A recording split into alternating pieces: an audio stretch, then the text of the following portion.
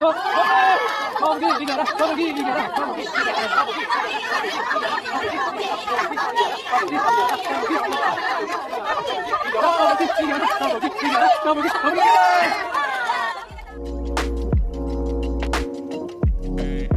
ស្ដីសត្វអណ្ដើក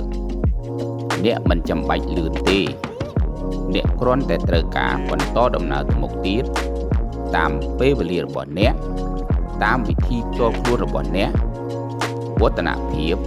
ឬភាពរីកចម្រើនមិនត្រូវការល្បឿនទេវាត្រូវការទិសដៅ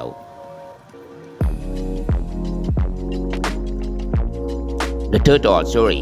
you don't need to be fast you just need to keep moving in your own time in your own way progress doesn't need speed